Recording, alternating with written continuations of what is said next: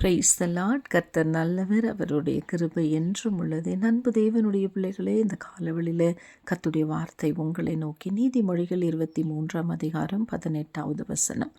நிச்சயமாகவே முடிவு உண்டு, உன் நம்பிக்கை வீண் போகாது. இன்னைக்கு ரொம்ப மனசு உடஞ்சி போயிருக்கீங்கள, கண்ணீரோடு இருக்கிறீங்கள. இன்றைக்கும் நான் எதிர்பார்த்து இன்றைக்கும் நான் ஏமாற்றத்தை தான் அடைய போகிறேன், இன்றைக்கும் நான் எடுக்கிற காரியங்கள் தோல்வியில் தான் முடிய போகிறது, இன்றைக்கி நான் கடந்து போகிற காரியம் கூட நடக்காது, ஆனால் நான் சும்மா போயிட்டு தானே வரணும், நான் போயிட்டு வரேன், நான் பேசி தான் ஆகணும், வெற்றி ஒன்றும் அடைய போகிறதில்ல, பேசிட்டு தான் வரேன், நான் காத்திருந்து தான் ஆகணும், நான் தோல்வி அடைஞ்சிட்டு தான் வரப்போகிறேன், ஆனால் காத்திருக்கணும், விதி இல்லையா என்று எண்ணிக்கொண்டிருக்கிறீங்களா? இல்லை தேவனுடைய பிள்ளையே, உங்களுக்கு ஒரு முடிவை ஆண்டவர் வச்சிருக்கிறார். நீங்கள் எடுத்த முடிவு எல்லாம் நெகட்டிவ் தான், எல்லாம் தவறாக முடிவு எடுத்துட்ருக்கிறீங்க. அவ்வளவுதான், முடிஞ்சிருச்சு, இனிமே நடக்காது, இனிமே ஆகாது, இனி ஒன்றும் எனக்காக காரியங்கள் வாய்க்க போகிறதும் கிடையாது, நடக்க போகிறதும் கிடையாது, எதுவும் மாறப்போகிறதும் கிடையாது. இதுக்கு மேலே என்ன மாற்றம் வந்து என்ன மாறப்போகுது? ஒன்றுமே இல்லை, என் வாழ்க்கையே முடிஞ்சு போச்சு, என் காரியமே முடிஞ்சு போச்சு, என்னுடைய விருப்பமே முடிஞ்சு போச்சு, என்னுடைய எல்லா காரியத்திற்கும் நான் முற்றுப்புள்ளி வச்சுட்டேன், இனி எதையும் நான் செய்ய போகிறதும் இல்லை, எதையும் பேச போகிறதும் இல்லை, எதையுமே நான் செயல்படுத்த போகிறதும் இல்லை என்கிற ஒரு முடிவுக்குள்ளே நீங்கள் வந்திருக்கலாம்.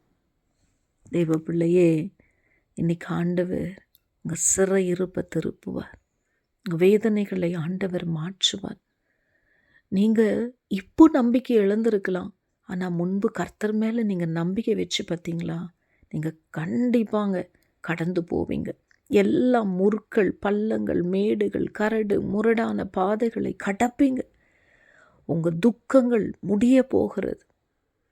உங்கள் வியாதிக்கு ஒரு முற்றுப்புள்ளியை கர்த்தர் கொண்டு வருவார். உங்கள் கடன் பிரச்சனைக்கு ஒரு முடிவை ஆண்டவர் கொண்டு வருவார். எல்லாம் மாறுகிற ஒரு நேரமாய், எல்லாமே மாறுகிற ஒரு நாளாய் இன்றைக்கு கர்த்தர் செய்வார் என்று நீங்கள் நம்புங்களேன். கர்த்தர் நிச்சயமாக நீங்கள் ஜெயம் எடுக்க உங்களுக்கு கிருபை பாராட்டுவார். நீங்கள் கடந்து போகிற அத்தனை காரியங்களிலும் கர்த்தர் உங்களுக்கு ஜெயத்தை கட்டளையிட்டு தருவார். நீங்கள் சோர்ந்து போகாதீங்க. தேவனுடைய பிள்ளையே, ஆண்டவரை நம்பின பிள்ளைங்களுடைய நம்பிக்கை ஒரு நாளும் கெட்டு போனதாக சரித்திரமே கிடையாது. இடம் முழுவதும், நினிவே பட்டணம் முழுவதும் அழிக்கப்படும் என்று தீர்க்கதரிசியினால் சொல்லப்பட்ட ஒரு தீர்க்க தரிசனத்தை ஆண்டவர் அப்படியே இரக்கமாக, தயவாக, கிருபையாக அதை மாற்றி அப்படியே ஆண்டவர் அவர்களுக்கு, நினிவே மக்களுக்கு இரக்கம் பாராட்டினார். அங்கே அழிவை ஆண்டவர் கொடுக்கலை, ஏன்னா அவர்களை நோக்கி கூப்பிட்டார்கள். எஸ்தர், தாதிமார்கள், மொர்தேகா, யூத ஜனங்கள் கர்த்தரை நோக்கி கூப்பிட்டாங்க. ஆமான் தூக்கு மேடைக்கு போனான், மொர்தேகாயை என் ஆண்டவர் உயர்த்தினார். நம்முடைய கூப்பிடுதலுக்கு பதில் உண்டு. என் ஜெபம் கேட்கப்படலை, என் ஜெபத்தை ஆண்டவர் கேட்கலை, அவ்வளவுதான், என் காரியம் முடிஞ்சு போச்சு நீங்கள் நினைக்கிறீங்க. இல்லைங்க, ஜெயத்தை ஆண்டவர் கொடுப்பார். யோசேபாத் மிகவும் பயந்து கர்த்தரை நோக்கி அப்படியே கூப்பிட ஆரம்பித்தாங்க. ஆண்டவர் அவர்களுக்கு ஜெயத்தை கொடுத்தார். இந்த காலவெளியில் தேவனுடைய பிள்ளையே, உன் வாழ்க்கையில் இருக்கிற எல்லா போராட்டங்களுக்கும், எல்லா பாடுகளுக்கும், வேதனைகளுக்கும் என் ஆண்டவர் ஒரு முற்றுப்புள்ளியை கட்டாயம் கொண்டு வருவார். ஒன்றுமே இல்லாத நிலைமைக்குள்ளே இருக்கிறீங்களா?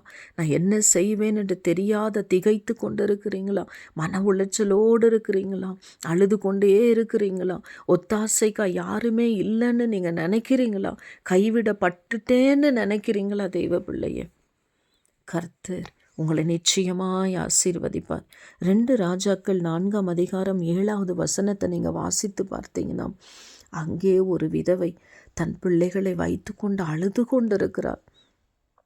எலிசா அப்புறத்தில் வந்த பொழுது எலிசா தீர்க்கதரிசியை பார்த்து உடனே ஓடி போய் தன்னுடைய வேதனைகளை சொல்கிறான். என் கணவர் மரித்து போனார், கடனை தீர்க்க முடியலை, என் பிள்ளைங்களை இவங்க கடந்து வந்து அடிமைகளாக கேட்குறாங்க, ஆனால் என் பிள்ளைங்களை கொடுக்க எனக்கு மனமில்லை, எனக்கு வழியே இல்லை என்று சொல்லுகிற பொழுது எலிசா சொல்கிறாரு, உன்னிடத்துல என்ன இருக்குது?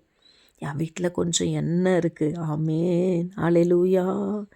தேவ பிள்ளை அவர் சொல்கிறாரு, பாத்திரங்கள் எல்லாம் நிரப்பி உன் கடனை அடைச்சிட்டு மீதியானதை உன் ஜீவனம் பண்ணுவதற்காக நீ வைத்துக்கொள் என்று சொல்லி, என் அன்பு தேவனுடைய பிள்ளையே, ஆண்டவருடைய ஆறுதலும் அடைக்கலமும் ஆதரவும் உங்களுடைய வாழ்க்கையில் இருக்கும் பொழுது நீங்கள் ஏன் பயப்படுறீங்க? நீங்கள் ஏன் சோர்ந்து போகிறீங்க?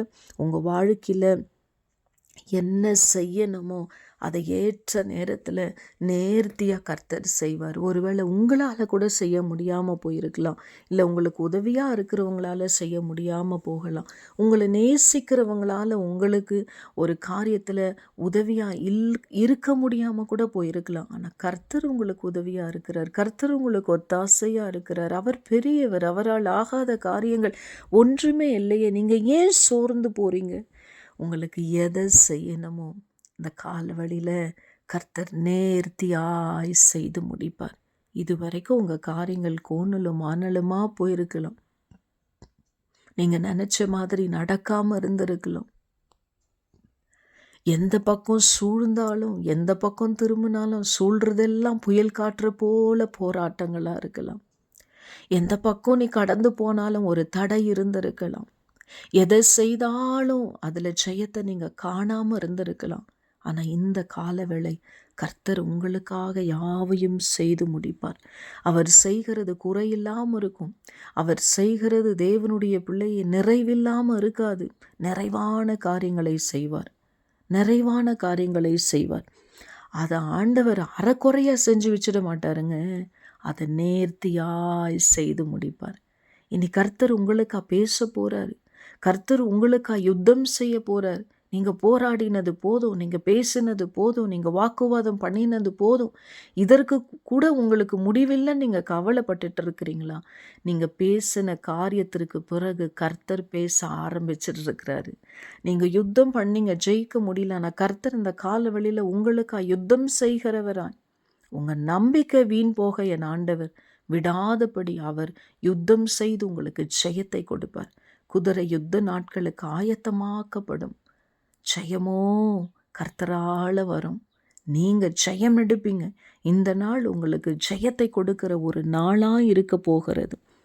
வெறுமையான கையாதான் கோளோட கடந்து போன யாக்கோபு, அவன் ஒரு முடிவே இல்லாமல் போனான். போகிற பாதைக்குள்ளேயே அடுத்த காரியம் என்னங்கிற முடிவை கர்த்தர் யாக்கோபுக்கு கொடுத்தார்.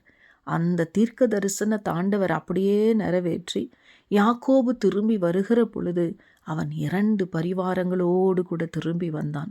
இன்றைக்கு நீங்கள் எடுக்க போகிற, செய்து முடித்த, செய்ய போகிற, துவங்க போகிற எல்லா காரியங்களிலும் கர்த்தர் உங்களுக்கு ஒரு நல்ல முடிவை வைத்திருக்கிறார். யாக்கோபுக்கு மாத்திரம் 2 பரிவாரங்கள் அல்ல, இரட்டத்தனியான நன்மை யோபுக்கு மாத்திரமல்ல, உங்களுடைய வாழ்க்கையிலும் கர்த்தர் வைத்திருக்கிறார். இந்த காலவெளியில் கர்த்தர் உங்கள் நம்பிக்கையை வீண் போக விடவே மாட்டார். உங்களுக்கான ஒரு முடிவை அவர் வச்சிருக்கிறாரு. உங்களுக்கு தோல்வி இல்லை, ஜெயம்தான். ஆமென். May God bless you all.